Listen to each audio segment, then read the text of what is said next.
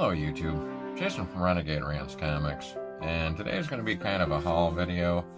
First part's going to be some of the things that I picked up from the Heroes for Heroes auction that benefited Mission 22, and then some dollar bin diving and or other bucks that I picked up for the week. So, first thing I got from Heroes is X-Men 193, and this is from 1985, Chris Claremont and John Romita Jr. Then we have X Factor 1, and that's from 1986, and first team appearance of X Factor, which is most of the original X-Men. And then I don't really usually get art pieces, but I thought this was really cool. So it's like on a 10, and it's Eddie Nunez art on that, so Deadpool and Spider-Man, and it came with a certificate of authenticity, so that was really kind of cool. And then the last art piece that I got, Big B McFly, the comic book guy, has a really good channel on YouTube. Please go check him out. I'll put a link in the description. But basically, this is one of his original art pieces, and then he personalized it, you know, to Renegade Jason from Big B. And just adding that to my almost non-existent art collection is really good. It's nice to add a piece from somebody that you actually know. Next few are going to just be dollar bin dives. So I have Green Lantern and Green Arrow 122. And this is from 79, and this is actually a minor key. It's the last time that they had the Green Lantern, Green Arrow title. And after this it went just right back to the Green Lantern. But it's actually not a bad presenting copy for $1. But the cover is almost detached, so if you can look here, the spine wear, and it's got a lot of flaking over in here, but for $1, I was like, yeah, we'll throw that in. The next book I've got is one that actually is sentimental. So, this came out in 1989, and it's The Adventures of Superman, and it was $4.51. And I always love the story of this. Basically, Superman's got an oxygen mask and some kind of like oxygen fed belt, but he's got like a transport or something on the belt. And he ended up, where he thinks he's in the vastness of like deep space. It turns out he's not, he's in some kind of organism. And it's fighting him, you know, like he's a, I don't know, germ. And so he's kind of fighting for his life in this one. Meanwhile, on Earth, everybody thinks that Clark Kent has been murdered. So it's a pretty good story, and it's Jerry Ordway on that.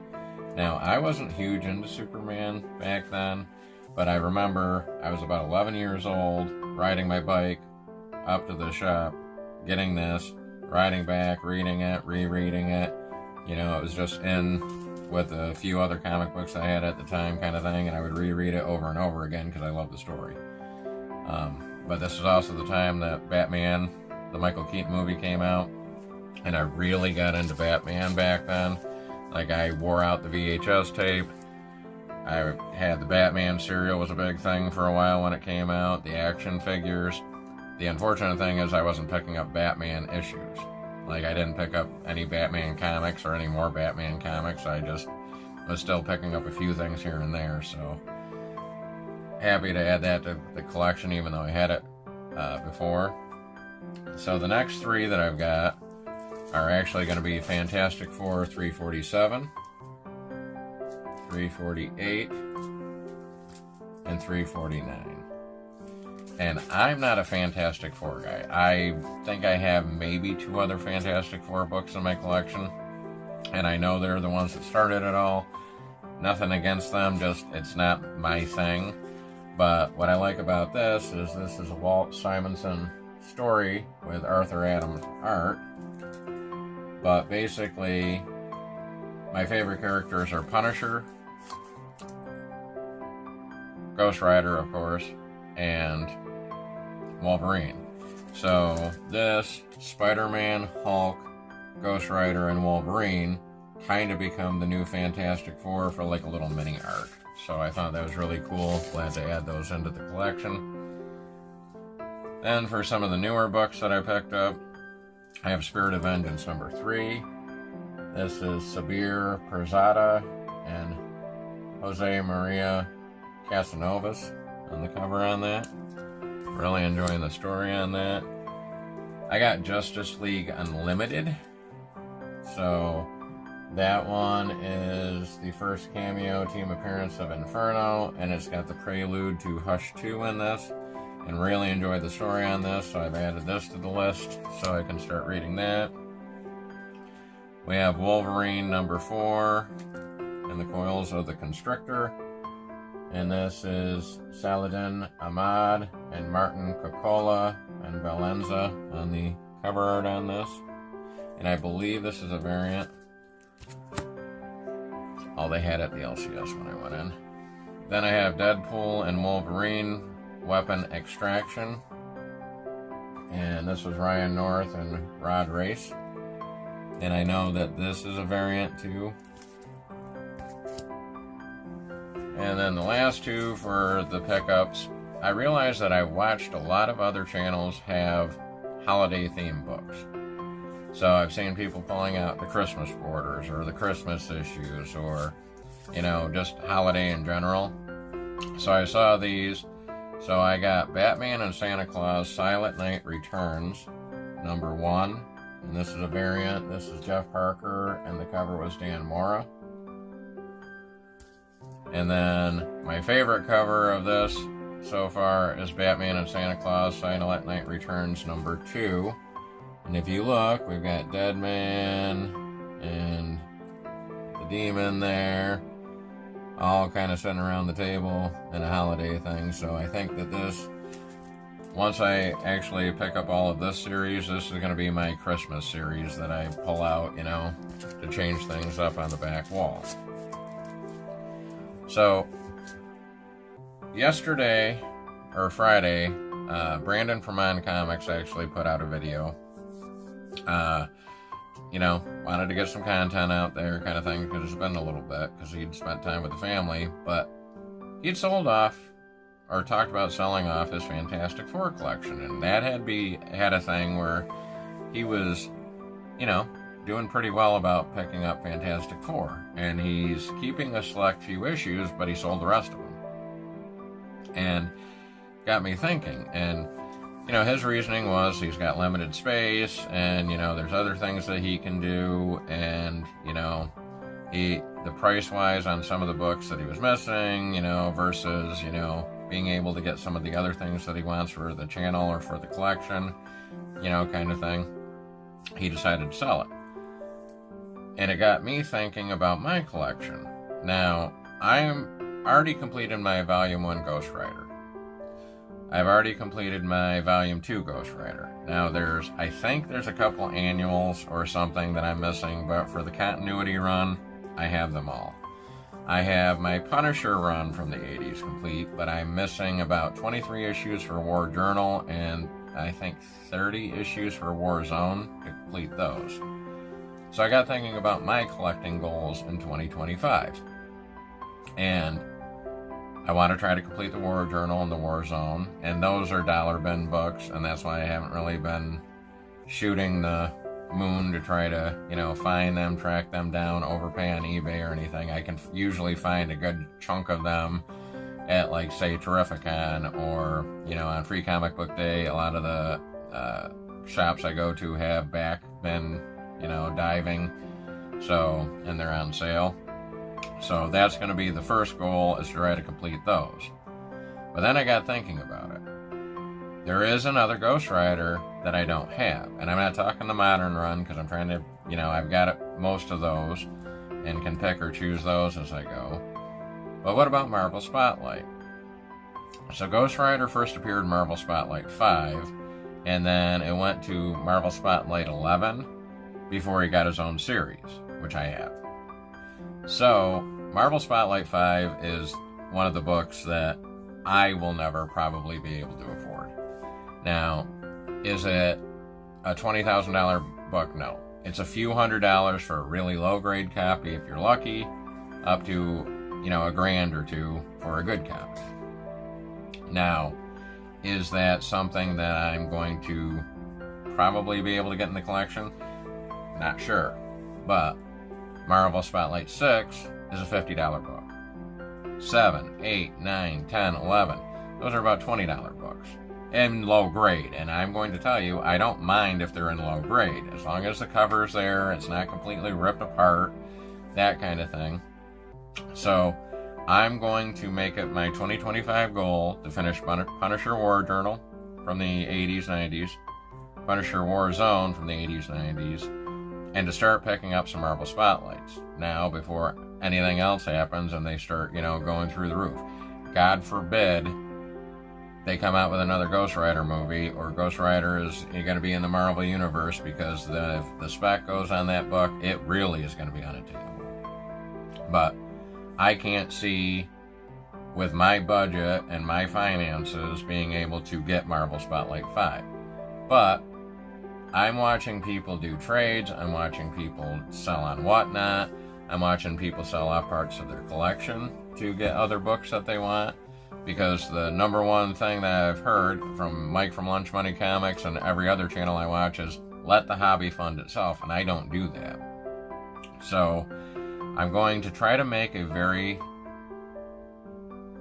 distinct plan of, if I see something that I ordinarily don't want for the collection, but I think would be something that somebody else would want, that maybe I could have trade value and or, resale value, I want to actually start picking that stuff up and then have like a trade box. Most of my collection is kind of a hodgepodge. I don't have that many expensive keys. I don't have that many books that are that desirable. I mean, I have a few Punishers that are keys that maybe somebody wants, but usually it's Punisher fans. And a lot of those are still dollar bin books. That's how I ended up with them. I might look at the Key Collector. It says a $20 book or a $50 book. I know I picked it up in a dollar bin, and I know I picked it up in a dollar bin within the last 2 or 3 years. So I don't really like eBay, and I buy a lot of stuff from eBay, but my concern is, even if I packaged it up well, I ship it out, I could be in the description say every little nook and cranny that's on it, take pictures, circle everything. I have a feeling that there will be some time, because this is my luck, I'll sell it to somebody and they'll say, oh, it was damaged in shipping, I'm not paying you, and I don't get the book back, and then, I'm out the money. So I might look at Whatnot, but I'm mostly going to be kind of looking at trades. We have a very, very great community for the comic book community on YouTube and on Instagram, and I've, started meeting a lot of people, started doing some live shows kind of thing. So with that being said, I think that it would be awesome to be able to maybe have a trade box, and maybe it's not going to go towards the Marvel Spotlight 5, but if somebody wants something and maybe I can trade it for one of their bigger books to, more of mine, to get something that I can then kind of move into a trading position for the Marvel Spotlight 5. And who knows? I've seen a lot of these Marvel Spotlights at like Terrificon that I didn't pick them up when they were relatively inexpensive, because I knew I wasn't going to have Marvel Spotlight 5, but I could have picked up all the other ones, and then that could just be the goal. So if I can finish the Punisher run, and I can finish the get all the rest of the Marvel Spotlight 5s for 2025, that's my collecting goal. And that may mean that I have to, stop buying some new books. I'm getting a lot of new books. I started actually, calculating how much I'm spending, and it's not that I don't want to get the new books, but do I need to get every series that's coming out, or am I just buying it now just because I'm buying it now? Like, if it's a series that I like, I'm getting it, but there's been a few runs that I bought that I didn't really care for, but I've already bought so many of them, I might as well finish it off, like the new Punisher run. That was, 4 issues before they finally canceled it? And I hated that. Like, I like the story if it wasn't they were trying to recreate a brand new Punisher, which I don't think we need. But I picked it up, bought them all. Why? Because that was $20 that I could have used to buy one of the Marvel Spotlight, lower grade, lower issues kind of thing. So, down in the comments, what would you do? Like, would you sell off part of your collection to actually get the grail that you're looking for? Or would you maybe save up, stop buying newer books, maybe stop dollar bin diving for a while, and any of the money that you were spending, just kind of save that so that you have a good down payment maybe towards the book that you really, really want. And again, I'm not saying that that book is an overly priced book. It really isn't in the grand scheme of things. It's not, it's not an ASM 15. So I've already, my highest goal here is the lowest goal of 10 other collectors. But what would you do to actually get that? What are some things you would sell? I mean, I don't collect many other things, but I do have some things that I thought about getting rid of. And I was a mechanic. I've got probably 4 toolboxes full of tools. And some of them are triplicates that I got in different sets and stuff like that. Maybe I'll sell some tools off and start using that money. But then in the back of my mind, as a mechanic, you never sell a tool. So, what would you guys do? Would you stop cold turkey, don't buy anything else and save some money up? Would you go through the collection and put a trade box together and then see if you can trade up, trade down, whatever you've got to do to get to that goal? Or would you just save up the money, man, and make it happen? Or if it's meant to happen, it will happen. So leave your comments down below. Tell me what you think I should do. Tell me what you would do. And with that being said, I hope everyone has a good day. And we'll see you next time.